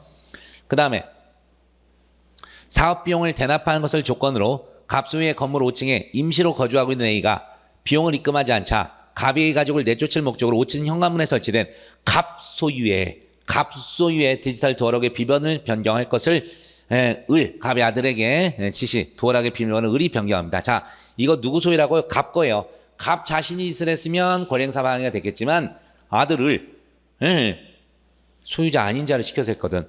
그러니까 정범이 구성해당성이 없죠. 시킨 사람 교사범 될 리가 없습니다. 뭐 간접적인 될지 어쩔지 모르겠지만 교사는 성립할 여지가 없게 되는 거죠. 맞는 질문입니다. 제가 좀 삐딱하게 갔네. 자, 그렇게 됐고 계속해서 이제 23번 이제 문서죄. 이번엔 사회적 법이 딱 문서 하나만 나왔어요. 다른 것들 우리 막 방화도 공부하고 그랬었는데 젠장을. 자, 그래서 보시면 적절한 거 1번 인터넷을 통해 열람 출력. 자, 이거 아시죠 여러분? 열람 일시 부분을 단순히 지웠어요. 그리고 복사해요. 그럼 원래부터 그게 없었던 것처럼 보이죠? 여러분 등기에서는요. 그 등기 열람 시기가 언젠가가 상당히 중요해요. 그렇기 때문에 변조죄가 됩니다. 공문서 변조 및 동행사 돼요. 틀렸고. 그 다음에 2번. 자, 이게 이제 국제운전면허증이니까 우리나라 공문서가 아니죠. 그래서 사문서 쪽으로 가는 게 맞고요. 사문서가 맞는데 일반인이 봤을 때 쉽게 유효기간을 쉽게 알 수 없도록 되어 있거나 진정하게 작성된 것으로 보인다고요. 그런 오신하게 충분한 정형 형식과 결과를 가졌다면 사문서 위조가 될 수 있죠. 다음에 2번입니다. 이거 예전 판례가 오랜만에 나왔네. 조양은 사건이던가 그랬을 거예요. 그 다음에 3번. 사문서의 작성 명인이 이미 사망한 자인 경우 생존 중의 일자로 된 경우가 아니야. 우리는 사자 허무인 명의 사문서도 본죄 객체된다고 하고 있습니다. 틀렸어요. 그래서 허무인 사자 상관없습니다. 자격문 작성이나 행사에서도 마찬가지로 돼요. 그래서 구성하지 않는다 해서 틀렸지. 4번 공기호. 요거 이제 경찰 업무 표장 요 사례 최신 판례인데 나와버렸어요. 자, 핵심이 뭐냐면 어떤 일정한 사항을 증명해야 되거든요. 증명하는 사항이 구체적으로 특정돼 있어야 돼. 이게 핵심이야. 증명을 사항, 부호를 통해서 증명을 한 사항이 구체적으로 특정되어 있어야지만 공기호의조 및 동행사가 돼요. 근데 그게 안 돼 있었기 때문에 해당하지 않는다 그랬던 최신 판례인데 23번 제가 언제 나온 거냐? 얘가 올해 1월에 나온 판례예요. 그래서 핵심은 이제 증명하고자 하는 사항이 구체적으로 특정되어 있어야 돼요. 근데 그게 없었기 때문에 안 됐던 사례 기억하시고. 자, 24번 공무원의 직무상 범죄 적절하지 않은 거. 자, 1번 직무유기죄에 있어서 직무를 유기한 때라면 자, 그쵸. 의식적으로 포기한 것처럼 국민에게 피해를 야기시킬 가능성이 경우를 말하는 것이므로 병가 중인 자는 직무유기죄 주체가 될 수 없다. 그렇죠? 현재 구체적인 자기 의무를 수행하고 있는 자만 주체가 될 수 있습니다. 그래서 맞고 그 다음에 이제 2번 형법 123조 직권남용에서 직권남용의 상대방이 일반 사인. 자, 공무원이 일반 사인에 대한 어떤 그걸 지시할 권한이 없어요. 처분, 법령에 따른 처분하면 모를까. 그래서 일반 사인일 때는 그가 권리에 대한 어떠한 일을 한 것이 의무업일인지 여부, 관계 법령 등의 내용에 따라 개별적 아니에요. 일반 사인이면 바로 그게 의무업일 시킨 거예요. 그래서 상대방이 일반 사인일 때는 바로 의무업일을 시킨 경우에 해당하게 됩니다. 죄송합니다. 목 상태가 좀 안 좋아서 원래 이걸 며칠 전에 촬영하려고 했는데 감기 기운 때문에 못해가지고 지금 하고 있는데 오늘도 별로네. 죄송. 자, 계속해서 자 3번에서 126조 피해사실 공표죄. 아, 이것도 오랜만에 했어요. 이런 거. 그래서 범죄 수행에 관한 직무를 수행한 자 또는 감독 보좌한 자가 직무를 수행하면서 알게 된 피의 사실을 공소제기 전에죠. 공소제기 전에는 수사 단계에서 비공개주의예요. 밀행주의가 유지됩니다. 그래서 성립하는 게 맞고요. 그 다음에 4번 인신구속에 관한 직무에 관한 자 이를 보좌한 자가 피해자 구속하기 위해서 자 기억하시죠? 이게 간접정범이죠. 그래서 직권남용 강금죄 간접정범과 관련된 사례예요. 검사와 영장 전담 판사를 기망해서 구속영장 받아서 정당행위로 구속을 해버렸거든. 그래서 간접정범 사례. 답은 얘기한 대로 2번입니다. 좀 쉽게 나왔고 자 25번 뇌물죄 적절하지 않은 거. 자 1번 공무원 아닌 사람이 공무원과 공모했어요. 그럼 33조 본문에 따라서 같이 되겠죠. 그래서 뭐 각 수사가 수사한 금품별로 직무관련성 유무가 다르더라도 각 금품마다 직무관련성을 따질 것이 아니라 수사한 금품 전부가 불가분적으로 직무 행위에 대한 대가로 성질을 가지므로 뇌물수의 공동정범이 성립할 수 있다. 그렇게 가시면 될 것 같고 근데 잠깐만요. 이게 지금 적절하지 않은 거지. 아 여기서 틀렸죠. 그래서 직무관련성 유무가 다르대요. 그러면 직무관련성이 금품별로 직무관련성이 다르면 이거를 각 금품마다 직무관련성을 따져야 되는 게 맞습니다.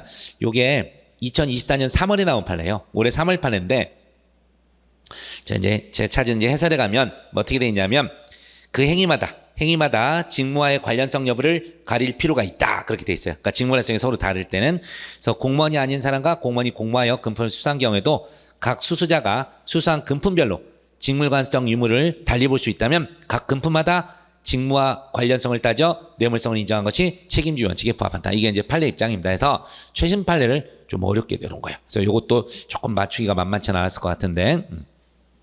그다음에 2번 비공무원이 공무원과 공동가공사와 이르기 초월한 기능적 행위 지배를 통해 공무원의 직무에 관해 뇌물을 수사하는 범죄를 실행하였다면 자, 그렇죠? 공무원이 직접 뇌물 받은 것과 동일하게 평가할 수 있기 때문에 공무원, 비공무원, 120조 1항에 정한 뇌물수 공동정범 된다. 이제 우리 순실이 아줌마하고 박 전 대통령 사례 기억하시면 되겠고. 자, 그다음 3번 공무원인 수뢰자가 먼저 뇌물을 요구 돈을 받았다면 그 액수가 수뢰자 예상보다 너무 많아서 후에 반환했더라도 이미 기수예요. 이미 기수. 예, 성립에 영향이 없습니다. 그다음 4번 금품이나 이익 전부에 관해 뇌물수수 공동정범이 성립한 이후에 실제로 공동정범인 공무원, 비공무원 중 누구에 귀속되는지는 아무 문제 없다 그랬죠. 이게 다 같은 판례죠. 국정농 때 순실 아줌마와 관련된 사건입니다. 자, 2번, 4번은 그 같은 판례였고 답은 1번이었습니다. 자, 26번 공무집행방해 적절하지 않은 거 1번. 공직방은 적법한 직무집행을 전제로 하죠. 그래서 뭐 적법한 여부는 항상 행위 당시에 구체적 사항이 있어요. 객관적 합리적으로 판단해야 되고 사후적인 거 판단하는 거 아니라 그랬죠. 그 다음에 2번 행정청에 대한 일반적 통고로 효과가 완성되는 신고. 위계 대상이 아닙니다. 수리를 요하지 않기 때문에 이거는 위계 공직방 대상이 안 돼요. 맞고. 그다음에 3번. 피고인들이 불법적 농성을 계도하다가 관할구청에 행정대 집행으로 농성 장소에 있던 물건을 치웠음에도 이에 대한 항의 일환으로 집회를 개차례하자 또다시 같은 장소를 점거 물건을 다시 비치하는 것을 막기 위해 출동 농성 장소를 미리 둘러싼 경찰관들 적법한 행위로 봤습니다. 그래서 진압을 소극적으로 그러니까 장소 진입을 소극적으로 제지한 과정에서 피고인들이 경찰관들을 밀치는 등 위험하게 행사했다. 적법한 직무집행이기 때문에 공무집행 방해가 되는 거죠. 그 다음 4번. 이것도 이제 좀 된팔이긴 한데 이것도 나름 최신이죠. 자, 일단 주민생활복지과 사무실에서 소란을 피우던 갑을 소속 공무원 A가 제지하다가 밖으로 끌고 나갑니다. 이것도 업무의 일환으로 봤어요. 그래서 갑이를 폭행했는데 민원 상담을 시도한 순간부터 민원 상담 시도를 종료한 순간까지만 소속 공무원의 직무 범위예요? 아니에요. 지금 막 소란 피우는 것도 이거 제지시키는 것도 직무 범위에 속합니다. 그래서 당연히 공직방 되는 거죠. 답은 4번이 되겠습니다.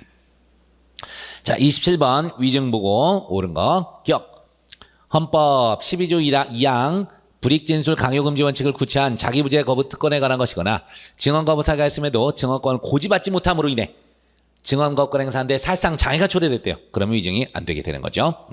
그 다음 니은 무고에 있어서 허위 사실이라면 객관적 진실에 반한 거죠. 그래서 어쨌든 형사 징계처분 받게 될 위험이 있는 것이야 되고 독립해서 형사처분의 대상이 되지 아니하고 단지 신고 사실의 정황을 과장하는 데 불과하거나 전체를 보아 범죄 성립 여부에 직접 영향일종 정도에 이르지 않는 내용 이런 거는 해당하지 않습니다. 무고에.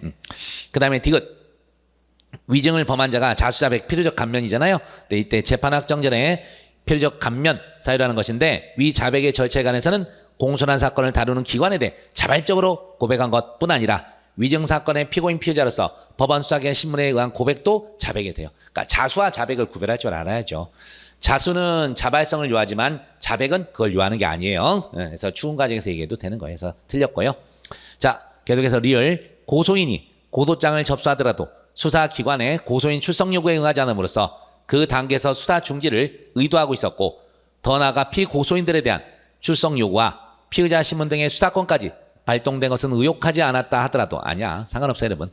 우리는 미필적 고의로 족하고 또 목적도 미필적 인식으로 족합니다. 그래서 타인으로 하면 형사 징계처분 받게 할 목적인데 미필적 인식으로 족하다니까요. 그래서 아무리 진위는 이 사람이 형사처벌 받기를 원한 건 아니더라도 고소장 접수하는 순간 나 때문에 이 사람이 처벌받을 수 있겠구나라고 미필적으로 인식했기 때문에 무고는 성립하게 되는 거예요. 그래서 성립한다 맞는 지문입니다. 여기까지가 이제 우리 형법 관련된 문제들이었습니다. 자, 계속해서 우리 형사소송법 보도록 하겠습니다. 자, 우리 이제 28번에서요. 우리 이제 197조의 3 시정조치 요구, 197조의 4 수사 경합, 그다음에 이제 우리 수사준칙 이제 관련해서 쭉 냈는데 제가 그랬죠. 최소한 우리 이제 통제 방안 여기서 이제 재수사 요청 그게 이제 하나 빠지긴 했는데 이런 이제 통제 방안 같은 것들은 꼭 좀 기억하셔야 된다 그랬죠. 근데 올해 이제 수사준칙도 이제 섞어서 나왔는데 그래요. 이런 식으로 나오는 게 맞아요, 여러분. 예전에 우리 시험에서는 막 그 어디 상어까지 막 내가지고 그건 나중에 실무할 때 그때 알면 되지. 아주 중요한 그런 것도 아닌 것 같은 것들 막 냈었는데 딱 이때가 좋아요. 제가 법에 있는 것과 이게 연계된 이런 것들 관련해서 꼭 알아야 될 내용들 잘 낸 것 같아 이번에는. 근데 좀 이제 조문을 너무 갑자기 넣어가지고 좀 충격이 있죠 우리가. 자, 가봅니다.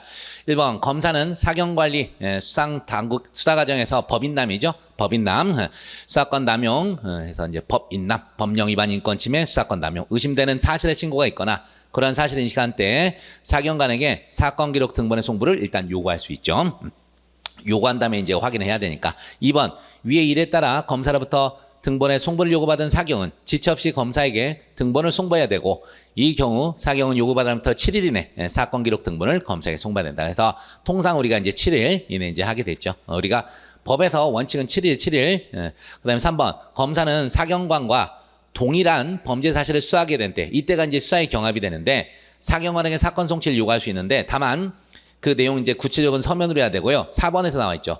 수사의 경합에 따라 사건 송치를 요구받은 사경은 지체 없이 송치하는 게 맞는데 검사가 영장을 청구하기 전에 동일한 범죄 사실에서 사경이 먼저 영장 신청을 했었다고.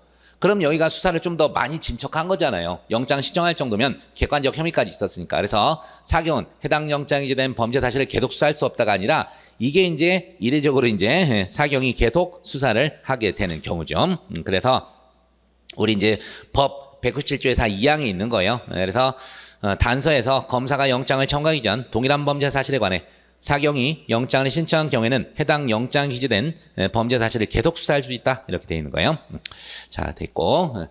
자, 계속해서 이제 그래서 답은 이제 4번이고 그다음에 29번 가서 보도록 하겠습니다. 자, 피의자 신문 옳은 거 기억.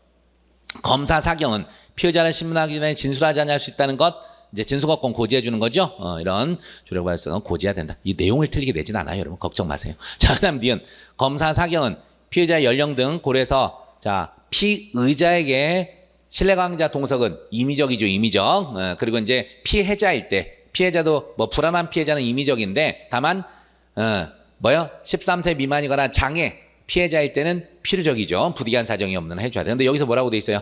벌써 피의자인데 동석하게 하야 되면 벌써 여기서 틀렸어요. 틀렸습니다. 그래서 뒤에 이제 신뢰관계가 동석하지 않은 상태에서 행한 진술은 임의성 인정되더라도 유죄적으로 사용할 수 없다 했는데 이것도 틀렸고 일단 동석하게 해야 된다부터가 틀렸어요. 동석하게 해야 된다가 일단 틀려버렸고 그 뒤에 뭐 유죄 증거하지 못하는 어쩌네 그런 거는 뭐 없는 거 신경 쓰지 마시고 자 계속해서 디귿 검사 사경은 이건 뭐 당연히 아시죠. 심야 제한 금지인데 오후 9시부터 오전 6시까지 조사를 해서는 안 됩니다. 근데 이제 예외적으로 자정까지 가능한 것이 조서열람 하는 것이고 그다음에 이제 뭐 있어요, 여러분? 이제 또 네 가지 우리가 예외가 있게 되죠. 예외가 있게 되는데 우리가 구공재불 그런 식으로 이제 제가 외우라 그랬어요. 구공재불에서 이제 구속영장 청구를 해서 구속영 청구단 신청을 위해 불가피한 때, 그 다음에 이제 공소시효 임박 지금 나와 있는 거죠. 그 다음에 세 번째가 이제 제출석 곤란, 그 다음에 그 밖에 심야조사 불가피 해서 우리가 이제 네 가지 외우셔야 됩니다. 구공재불 시험에 나왔어요. 이런 게 나와줘야지. 됐습니다. 자, 그 다음에 리을. 자, 피의자 영상 녹화 알려주면 되죠. 게시부터 종료까지 전 과정 녹화해야 되고 완료된 때는 그쵸. 피의자 변호의 요구가 없더라도 영상 녹화 요구가 없더라도 요구가 있을 때죠. 피의자 변호의 요구가 있을 때 영상 녹화물 재생 시청해 줘야 되는 겁니다. 그리고 그 취지를 이제 기재한 서면을 첨부해 줘야 되고 이의를 진술했다면 그래서 틀렸어요. 요구했을 때만 되는 거죠. 자, 이런 건 이제 잘 된 거예요, 여러분. 그러니까 앞으로도 이제 그 수사준칙이나 이런 것들은 이런 범에서 되지 않을까 싶습니다. 계속해서 30번. 체포 적절하지 않은 거. 자, 체포영장에 체포된 자가 석방되었습니다. 동일한 범죄 사실 다시 체포하려면 어떻게 되죠, 여러분? 재체포 취지 써줘야죠. 체포영장을 청구한 취지 및 이유를 기재한 후에 체포영장을 다시 청구할 수 있습니다. 그 다음 2번. 체포된 피의자는 관할 법원에 체포 적부 심사를 청구할 수 있고 청구받은 법원은 이유 있다 인정하면 심사 청구 후 피의자에 대해 공소가 제가 있는 경우에도 이 전격 기소죠. 상관없어요. 청구 시에만 피의자면 돼요. 석방하는 게 맞고. 그 다음에 3번. 사경은 체포영장인 피의자를 체포하는 경우 자, 이게 210조 1항 1호 단서 얘기하는 거죠. 체포 구속 목적의 피의자 수생. 그래서 영장에 의한 체포와 구속 시에죠. 미리 수행 영장을 발부하려는 긴급한 사정일 때 한정하여 영장 없이 주거나 타인의 간수 가혹 등 수색을 할 수 있는데 사후에 사후 영장까지 필요 없어요. 긴급한 사정이 있을 때만 영장 없이 가능하다지 사후 영장까지 필요 없습니다. 틀려버렸어요. 그 다음에 4번 현행범 체포하기 위해 자, 핵심 뭐예요, 여러분? 체포의 필요성, 즉 도망 또는 증거인멸의 염려 있어야 됩니다. 이러한 현행범 체포 효과를 갖춘 여부는 항상 당시 체포 당시 상황을 기초로 판단해야 되고 사후 수사 주체 판단에 상당한 재량 여지가 있다. 맞습니다. 자, 32번 압수수색 OX입니다. 32번에서 자, 기억. 압수수색 처분을 받는 자가 여럿이 있대요. 이거 제주도지 사실 영장범약 사건이잖아요. 모두에게 개별적으로 영장 제시해야 되고 피의자에게 개별적 영장 해당 사본을 교부, 그렇죠? 상대방이 피의자일 때는 무조건 사본 교부. 그래서 피의자에게 영장 제시하거나 영장 사본을 교부할 때는 개인정보 피의자 방어권 보장을 위해 필요한 정도를 넘어 불필요하게 노출되지 않도록 유의해야 된다. 이런 게 또 우리 준칙이 있죠, 이게. 그래서 우리 수사준칙 38조에 이런 게 이제 있습니다. 제주도 사실 영장범죄 사건을 이제 구체화한 거예요, 이게. 그다음에 니은 압수수색영장 범죄 혐의 사실과 관계 있는 범죄라는 것은 세 가지죠. 세 가지. 기재한 혐의 사실과 객관적 관련성이 있고, 다음에 인적 관련성이 있는 거. 그러니까 객관적 관련성이 세 가지요. 그리고 인적 관련성이 이제 들어가는데 필요적 공범 들어갑니다. 네, 거기서 틀리겠죠 또. 그래서 인적 관련성이가 쭉 나오게 되는데 맨날 객관적 관련성에다가 오랜만에 인적 관련성 냈어요. 자, 마지막 뭐라고 돼요? 필요적 공범에 대해 인정된 것은 아니다? 아니요. 필요적 공범 당연히 들어갑니다. 틀렸어요. 그 다음 디귿 현행범 체포 현장이나 범죄 현장에서 소지자 등이 이미 제출한 물건 당연히 영장 없이 압수할 수 있습니다. 이 경우 사후 영장 아니요. 체포 현장 범죄 현장에서 이미 제출 압수 땡큐가 뭐예요? 사후 영장도 필요 없다는 거죠. 다만 수사기관이 우월적 지위에서 강제적 압수를 이미 제출 압수를 할 수 있기 때문에 그 임의성에 대해 검사가 입증을 해야 되죠. 자, 계속해서 리얼. 자, 수사기관에 대한 참여권을 고지받은 피압수자가 현장에 출입한 상태에서 수사기관이 정보지향 매체에 기억된 정보 중에서 자, 어쨌든 관련 있는 정보를 선별한 다음 정보지향 매체에 동일하게 비틀 방식으로 복제, 생성한 파일을 제출받아 압수했어요. 여러분, 제가 공부할 때 BTR, 때가 속 비트, 맨날 농담처럼 BTR 보이면 끝났다 이거죠. 그래서 이미 범위를 정해서 압수한 거예요. 압수액 종료됐어요. 그러면 그 뒤에 수사기관 사무실에서 압수된 이미지 파일을 탐색, 복제, 출력할 때 참여권 더 이상 보장할 필요 있다 없다? 없다고. 우리가 통상 수사기관에서도 참여 기회를 보장해야 되는 것은 어느 경우에요? 범위를 정하지 못해서, 그러니까 현장에서 범위를 정해서 복제 출력받지 못했어요. 그래서 저장 매체 자체를 통으로 갖고 왔어. 그래서 아직 압수액이 끝나지 않은 상태이기 때문에 수사기관 사무실에서 복제 탐색 출력할 때 참여권을 보장하는 거예요. 그래서 BTR 딱 나오면 무조건 끝난 겁니다. 수사기관 사무실에서 참여권 보장할 필요가 없습니다. 기억하십시오. 자, 33번 통비법. 아, 이거 어려웠어요, 여러분. 이거 어려웠을 건데, 자, 이런 건 좀 만만치가 않았을 건데 틀리라고 냈던 것 같아. 맞춤분 잘하신 거고. 자, 옳은 거. 전기통신의 감청은 감청의 개념 규정에 비추어 전기통신이 이루어지고 있는 상황에서 실시간으로, 그렇죠? 지득 체록, 그리고 이제 통수신 직접 방해, 그렇죠? 그래서 이미 수신이 완료된 전기통신에 남아있는 기록, 이거는 포함되지 않는다. 이건 이제 쉽지. 자, 근데 니은 범죄 수사를 위한 통신 조치 기간은 1개월? 여기서부터 이제 긋기 시작을 하게 되는 거예요. 우리는 통신 제한 조치 요거 해서 이제 1개월 초까지부터 잠깐만 1개월이 지금 이게 맞는 건가요? 지금 X잖아. 그래, 이거 잘못됐어. 이런 젠장. 여러분, 이거 잘못 들어가서 깜짝 놀랐어요, 제가. 이거 X입니다, X. 2개월이에요, 2개월. 그래서 깜짝이야. 그래서 제가 PPT를 만들면 잘못했네. 2개월입니다. 2개월을 초과하지 못하고 그 기간 중 통신 제한 조치의 목적이 달성됐을 때는 즉시 종료가 됩니다. 예. 그래서 이제 2개월 범위에서 다시 연장할 수 있죠. 근데 이제 총 연장 기간 이제 1년, 3년 이렇게 바뀌는 거 아실 겁니다. 일반 범죄 1년, 중대 범죄 3년. 그래서 XX 깜짝이야. 자, 그다음에 디귿. 사경은 통비법 8조에 따른 긴급 통신 제한 조치란 경우에, 그러니까 허가를 받은 시간적 이유가 없는 거죠. 그러면 집행에 착수한 때부터 이게 36시간 이런 거 외웠나? 보통 우리는 24시간, 48시간, 보통 48시간인데요. 이게 여러분, 우리 법에서 이제 규정이 되는데 36시간이 맞아요. 그래서, 통비법 이후 36시간 좀 허를 찔렸을 거예요, 여러분. 니은까지는 그래도 좀 본 거거든. 네, 디귿. 어려웠습니다. 네.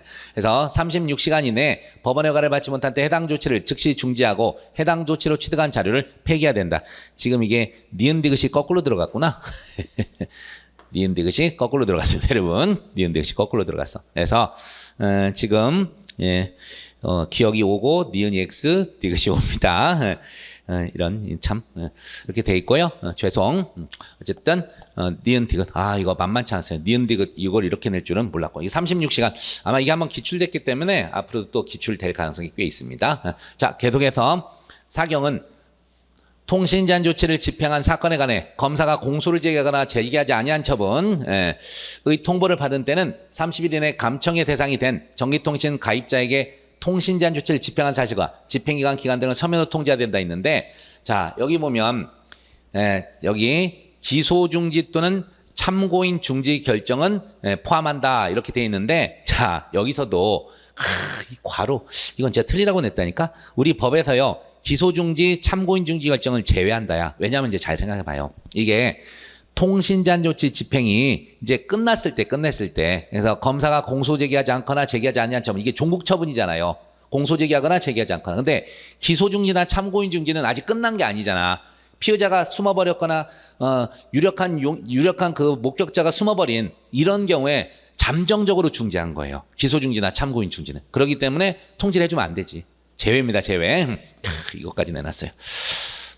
이렇게 이거 어려웠고, 그다음 이제 미음에서 통비법 3조 1항을 위반한 불법 감청에 녹음된 전화통화 내용 당연히 증거 등기 없고 증거 등기도 안 돼. 이거 위증 특별법이에요. 위법 수집 증거 배제 시의 특별법이기 때문에 안 되게 되는 겁니다. 그래서 답은 기억틱은 그나마 이제 보기가 조금 편했나? 아니야. 근데 어쨌든 어려웠어요. 이거 33번 맞춘 분은 박수. 자, 계속해서 34번 문제 가볼게요. 34번 증명 가장 적절하지 않은 거. 자, 1번 상해 진단서. 자, 일반적으로 의사가 당해 피해자 진술을 토대로 상해 원인을 파악한 후 의학적 전문 지식을 동원하는 건데, 어쨌든 거기에 기재된 상해가 곧 피해자 범죄행위로 발생한 것이라는 사실을 직접 증명한 증거가 되게 충분하다? 그럴 리가. 우리는 이게 피해자의 진술과 상해 진단서에 기재된 내용들이 일치할 때는요, 유력한 증거가 되는 것이지 직접 증거가 되는 것은 아닙니다, 여러분. 직접 증거가 되게 충분하다? 그런 판례는 우리가 지금 없습니다. 그래서 우리 판례가요, 여기서 제가 넘어가 버렸네. 상해죄 피해자 이거에서는 직접 증거가 되기에는 이제 좀 부족하다고 얘기했어요. 상해죄 피해자가 제출한 상해 진단서. 그러니까 아까 얘기한 대로 그 피해자의 진술과 상해 진단서에 적혀있는 내용이 일치할 때는 유력한 증거는 될 수 있어요. 근데 직접 증거 되기는 불충분합니다. 바로 틀렸고, 그 다음에 2번. 이거 틀린 사람 설마 없겠지. 310조 형법 위법성 조각 이거 거증 책임의 전환이자 자유로운 증명 대상. 그렇습니다. 그래서 행위자가 증명해야 되는 거 맞고요. 그 다음에 3번. 자, 횡령죄에서 목적과 용도를 정하여 위탁한 금전이라는 거. 당연히 이거 횡령의 구성요건적 사실이에요. 엄증입니다. 엄증. 검사가 엄증을 해야겠죠. 그 다음에 4번. 교사범에서 교사 사실. 당연히 이것도 범죄 사실을 구성한 거예요. 엄증이 됩니다. 근데 피고인이 교사 사실을 부인하고 있는 경우 사문의 성질상 그와 상당한 관련성이 있는 간접 사실을 그렇죠. 증명하는 방법에 이를 의해서 입증할 수밖에 없겠죠. 부인할 때는 이렇게 이제 간접 증거 등을 통해서 입증할 수밖에 없습니다. 그래서 1번이 깔끔히 틀렸고, 자, 35번 위수증 적절하지 않은 거. 자, 여기서 이제 카메라 등 이용 촬영죄 공소사실 관련 수사기관이 피고인을 현행범으로 체포할 당시 이미 제출 형식으로 압수한 휴대전화의 증거 등이 문제되는데, 휴대전화 제출에 관해 검사가 임의성의 의문점을 없애는 증명을 하지 못했다. 그럼 휴대전화 자체 이건 못 써먹어요. 그렇죠. 휴대전화 및 그에 저장된 전자정보는 위증에 해당해서 증거 등이 없다. 아까 제가 얘기했었죠. 체포 현장이나 범죄 현장에서도 임의 제출 압수는 가능한데 검사가 이 임의성을 입증해야 된다. 그런 거고. 자, 계속해서 2번 가서 보시면 수사기관은 복제본에 담긴 전자정보를 탐색, 혐의 사실 관련 정보를 선별, 출력, 다른 저장 매체에 저장한 등으로 압수를 완료. 혐의 사실 관련 없는 전자정보 다 폐기해야 돼요. 그래서 무관 정보가 남아있는 복제본은 절대 써먹을 수 없습니다. 탐색, 복제, 출력 대상이 될 수 없고. 그 다음에 3번. 수사기관이 이른바 전화사기 범행의 혐의자를 긴급 체포하면서 그가 보관하고 있던 다른 사람의 주목증, 이건 예전부터 있던 판례잖아. 점유탈명령죄 공소 제기해서 유죄증을 사용할 수 있다 그랬고, 그럼 답 4번이겠네, 여러분. 이것도 최신 판례로 나왔네. 사경이 피고인 아닌 자의 주거지 또는 근무지를 방문한 곳에서 진술서 작성 요구를 제출받았어요. 경찰서가 아니면 수사과정이 아닙니까? 아니에요. 이것도 수사과정에서 작성한 거예요. 그래서 경찰서 작성한 것이 아니라 원하는 장소를 방문 받은 것이라면 312조 5항이 적용되지 않아? 아니요. 적용돼요. 적용됩니다. 그래서 수사과정 기록을 해줘야 되는 겁니다. 22년 10월 판례 이거 되게 유명한 거 나올 거 예상했고, 자, 36번 자백 적절하지 않은 거 1번. 수사기관이 작성한 압수조서에 기재된 피의자였던 피고인의 자백 진술 부분은 그렇죠? 피고인 변호인이 내용을 부인한 이상 증거 능력 없다. 자, 이게 우리가 이제 압수조서 기재된 이제 피의자였던 피고인의 자백 진술도요, 결국 사경 작성 또는 검사 작성 핀조사 똑같이 봐요. 그래서 요 부분 당연히 올해 5월 판례인데 5월 판례인데요. 수사경 작성 핀조서 꼭 반드시 피의자 신문조서라는 명칭일 필요가 없어요. 그래서 어쨌든 최근에도 어떤 수사기관의 수사과정에서 작성한 것이라면 문서의 형식 관계없이 피의자 신문조서로 봐야 된다 이겁니다. 그래서 압수조서에 적힌 것도 피신조서로 봤어요. 올해 4월 판례, 5월 판례 제가 그랬잖아. 5월 판례도 나온 게 있다 그랬었더니 요게 5월 판례예요. 살벌하죠. 우리 3개월 전 거, 그것도 5월 지금 30일 판례거든. 제가 최판을 5월 거까지 딱 했는데 다행히 들어갔어. 3개년 최신 판례를 5월 거까지 넣었었거든요. 근데 야 5월까지 냈어요. 제가 조금 이른감이 있다 그랬는데 내버렸어. 살벌합니다. 자 계속해서 2번 상업장부 이건 예전부터 알고 있었던 거죠. 그래서 문서 내용 중에 피고인의 범죄 사실을 추론할 수 있는 공수사실 부합되는 사실의 기재가 있다더라도 자백문서로 볼 수는 없다. 이게 업무용 수첩 사건이죠. 업무용 수첩 사건. 학설에서는 비판합니다. 자백은 어떤 형식이든 상관없이 범죄 사실 자백 내용이 들었으면 자백 아니냐 하는데 우리 판례가 자백 문서를 안 봐서 보강증으로 써먹었던 거죠. 그 다음에 3번 자동차 등록증에 차량의 소유자가 피고인으로 등록 기재된 거 당연히 무면허 운전한 거 여기에 대해서 보강증거 된다는 것이 우리 판례죠. 이건 옛날부터 있던 판례라 쉽게 맞췄을 것 같아요. 자 계속해서 4번 증거로 동의한 압수조서 중 압수 경위란에 피고인의 범행 장면을 현장에서 목격한 사경관리 묘사한 진술 내용 포함. 자 이걸 뭘로 보죠? 여느 목격자의 진술과 똑같이 봐요. 315항 태워서 314항하고 동일하게 봅니다. 내가 증거 동의까지 해버렸거든. 그래서 보강 증거 됐던 그런 사례입니다. 증거 동의했잖아요. 그래서 이게 314항의 참고인 진술 조사와 똑같은데 증거 내용을 가지니까 보강 증거가 될 수 있게 되는 거죠. 이것도 예전부터 있던 판례였고. 자 37번 전문법칙 적절하지 않은 거. 1번 피고인 아닌 자의 진술을 기재한 서류가 수사기관은 아닌 자에서 작성되었다더라도 수사가 시작된 이후 수사기관의 관여 영향 아래 작성된 경우로 서류를 작성한 자의 신분 등 실질로 고찰할 때 그 서류가 수사 과정 외에서 작성된 것이라고 보기 어렵대요. 그럼 312조로 와야죠. 그래서 312조 와서 가야죠. 그래서 313조 1항 전이조 규정 이외에 피고인 아닌 자의 진술 기재한 서류에 해당할 수는 없다. 이것도 지금 맞는 지문인데 얘도 언제적 판례입니까? 얘도 이제 24년 올해 3월에 나와 있는 그런 판례입니다. 어쨌든 실질을 고려합니다. 자, 그 다음에 2번 형소법 314조 특신상태 그랄 개연성 어차피 증명이에요. 엄증이건 자증이건 증명의 정도에는 차이가 없어요. 확신을 줘야 돼. 그럴 개연성이 있다는 정도는 부족하고 그렇죠? 신빙성을 충분히 담보해서 실질적 직접 심의주의와 전무법칙에 대한 예외로 평가할 정도에는 이르러야 돼요. 그래서 부족하고 법정에서 반대 심의를 통한 검증을 굳이 거치지 않더라도 이 정도 이렇게 돼 있는데 얘도 올해 4월이지. 올해 4월에 나왔던 그런 판례입니다. 이건 뭐 예전에도 조금 있었던 그런 문구였고요.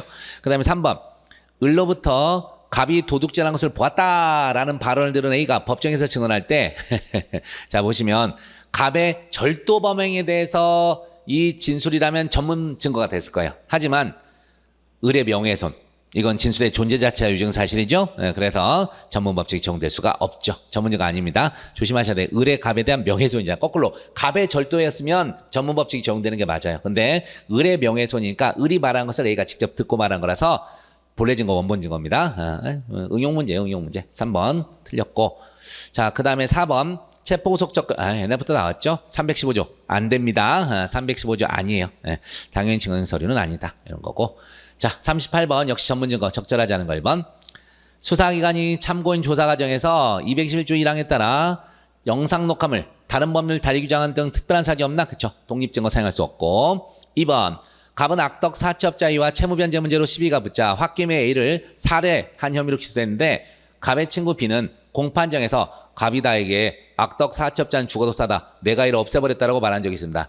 자 이렇게 되면 어떻게 됩니까? 316조 1항이잖아. 피고인 아닌 B의 진술이 피고인 갑의 진술을 내용으로 하고 있기 때문에 316조 1항. 그죠? 그래서 특신 상태만 있으면 되는 겁니다. 그 다음 3번 사경 작성 실황조서가 사고 발생 직후 사고 장소 긴급을 위하여 판사 영장 없이 진행된 것으로 실황조사에서 오랜만에 나왔죠. 근데 우리 판례는 216조 3항을 적용. 사후에 지체 없이 영장 받지 않았다면 증거로 사용할 수 없다. 그렇습니다. 자 4번이 답이죠. 자 이거 뭐 316조 2항이잖아요. 참고인의 진술을 내용으로 하는 조사자 증언은 자 우리 어떻게 되죠? 316조 2항은 원 진술자인 참고인이 사망, 질병, 외국거주, 소재불명 그 밖에 이에 준한 사유로 출석할 수 없어야 돼요. 근데 나왔대잖아. 법정에 출석해서 진술을 부인한다. 당연히 증거 능력 없습니다. 알겠죠? 이거 316조 2항. 자, 316조 2항 나오면 무조건 거의 안 된다고. 왜? 원 진술자가 법정에 나와 있을 거라고. 나와 있잖아요. 그래서 필요성 요건을 갖추지 못해서 바로 증거로 사용할 수 없게 됩니다. 자, 39번 탄핵 증거 적절한 거. 1번 공소사실에 부합하는 증거인 피해자 진술을 탄핵하는 증거로 삼은 변호인 제출 신용카드 사용 내역서 4번이 비록 공판 과정에서 입증 취지가 구체적으로 명시되고 제시까지 됐어. 그럼 됐어요. 공판 과정에서 입증 취지가 구체적으로 명시되고 제시까지 됐다면 증거조사 한 거예요. 그래서 증거 목록이 기재되지 않았더라도 증거 결정이 있지 아니했다면 증거조사 이루어졌다 할 수 없다가 아니라 이루어진 걸로 봅니다. 이거는 원래 보통 사실관계는 없고 그냥 뒤에 부분만 나오는데 이렇게 섞어서 내니까 좀 어려워 보였네. 그 다음 2번. 사경리 작성 피고인에 대한 피신조서. 피고인이 내용을 부인한 이상 증언이 없는데 아시다시피 탄핵 증거는 전문 증거라도 상관없습니다. 그래서 임의로 작성된 것이라면 임의로 작성된 것이 아니기만 하면 탄핵 증거는 쓸 수 있어요. 틀렸고. 그 다음에 3번. 검사가 A에 대한 참고인 조사를 한 후 진술조서를 증거로 제출했는데 A가 공판정에 나와서 참고인 진술서에 기재된 내용과 모순되는 진술을 하면서 조서 진정 성립을 부인해버립니다. 자, 이것도 뭐죠? 내용 부인당한 사경 피신조서나 성립 인정 부인당한 참고인 진술조서나 다 탄핵 증거 사용은 가능합니다. 그래서 답은 3번이 되겠네요. 네, 3번이고. 그 다음에 4번. 탄핵 증거 제출에 있어서도 상대방에게 공격 방어 수단을 강구할 기회를 사전에 부여할 것인데 증명력을 다투고자 하는 증거의 어느 부분에 의해 어느 부분을 다투고자 입증 취지 명시해줘야죠. 알려줘야 됩니다. 틀렸습니다. 자, 마지막 종합 문제입니다. 다음 사례 적절한 거. 갑은 A녀 강간하기로 마음을 먹습니다. 갑은 일반인의 출입이 허용되고 문이 열려있는 상가 건물. 자, 이래 되니까 어떻게 돼요? 일반인의 출입이 허용되고 문이 열려있는 상가 건물. 주거 침입의 객체가 아닙니다. 그러니까 주거 침입 객체가 아닌 게 아니라 통상의 출입방으로 들어갔다면 주거 침입이 아니게 되는 거예요. 그래서 건물의 1층 출입문을 통해 통상적 출입방으로 A를 뒤따라 들어갑니다. 자, 이러면 주거 침입은 아니야. 그래서 이제 주거 침입 강제추행이 나올 리가 없죠, 여러분. 위헌을 받았는데. 그래서 주거 침입은 안 돼요. 네, 갑은 그곳에서 엘리베이터를 기다리는 A를 폭행 협박, A의 반항을 가한 후 지하 1층 계단을 끌고 가 강간을 합니다. 그래서 이제 주거 침입 강제추행 사례를 좀 바꾸는 거야. 주거 침입 강간으로. 네, 여기서는 주거 침입은 안 되고 그냥 강간죄만 됩니다. 네. 자, 갑은 강간의 실행 도중 강도의 범위를 일으켜 범행 장소에 있던 A 소유의 핸드백을 빼앗고, 자, 이 순간 별도의 폭행 협박이 없더라도 새로운 강도예요. 그 자리에서 강간을 계속합니다. 자, 그러니까 이건 어떻게 되죠? 강간범이 강도가 됐다가 계속 강간했으니까 강도 강간이 돼버린 거예요. 강도 강간. 그런 내용입니다. 자, 그리고 도망갑니다. 곧바로 A는 남동생 B에게 도움을 요청하면서 피해 내용을 문자 메시지로 보냅니다. 자, 이게 뭐다, 여러분? 예전에 감금되었다가 풀려나서 남동생한테 문자 메시지 보냈던 그 사례를 이렇게 바꾸는 거예요. 자, 수사 과정 외에서 피고인 아닌자 작성 진술서입니다. 313조 1항 본문이 적용되는 거예요. 피고인 아닌자 작성 진술서. 자, 문자 메시지. 갑은 몇 달 후 사경에 긴급 체포되었는데 외국인으로 한국어 없이 서툴렀다. 사경은 피의자 갑을 신문하면서 피의자 요청에 따라 신뢰 강의 사람을 동석하게 하여 피의자 신문조서를 작성합니다.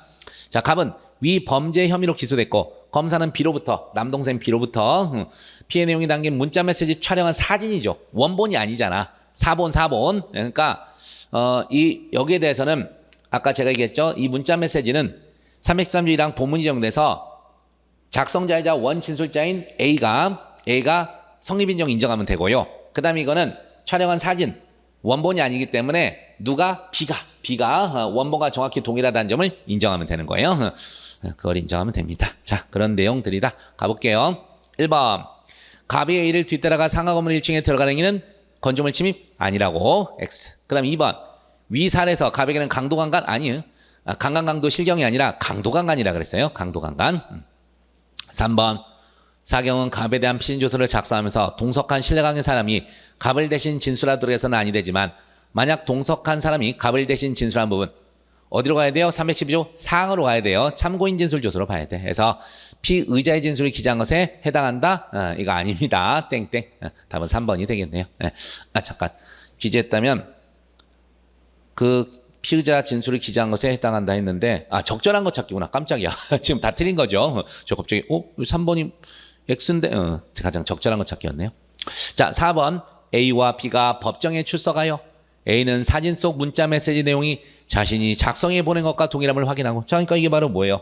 여기서 당연히 313조 1항 본문 예외 요건 성립의 진정 인정한 거예요. 성립의 진정 인정했고, 그 다음 B가 A가 보낸 문자 메시지가 촬영 사진과 맞다. 원본과 동일성. 그렇죠? 원본과 동일성이 인정이 된 거예요. 자, 그러니까 당연히 문자 메시지를 촬영한 사진은 증거로 사용할 수 있게 되는 거죠. 아시겠죠? 그래서 여기 부분을 누가 또 저한테도 질문했었는데 313조랑 본문이 적용돼서요. 누가 작성자이자 원치술자가 성립의 진정만 인정하면 되고 원본과 동일하다는 점 B가 입증하면 증거로 쓸 수 있게 되는 거예요. 그래서 답은 4번이 되겠습니다. 자, 하여튼 여러분 문제가 풀다 보니까 생각보다 만만치 않았죠? 시험장에서 못 느꼈을 수 있는데 어쨌든 이 수준은 계속 유지될 것 같아요. 작년이랑 재작년 뭐 이쪽에 하여튼 22년 정신 나가는 거 빼고는 계속해서 이 수준이 유지될 것 같습니다. 문제 잘 낸 것 같고 그럼 어쨌든 이제 계속해서 우리는 지금 방향대로 공부를 계속 해나가는 게 맞습니다. 그래서 너무 어려운 문제 말고요. 이제 수준인 거 이론 문제가 올해 조금 부족하게 나왔는데 다음에는 형법 이론 문제가 좀 더 나오지 않을까 이런 생각을 해봅니다. 그럼 고생하셨고 저는 또 좀 더 좋은 강의 준비해서 여러분 찾아뵙도록 하겠습니다. 수고하셨습니다.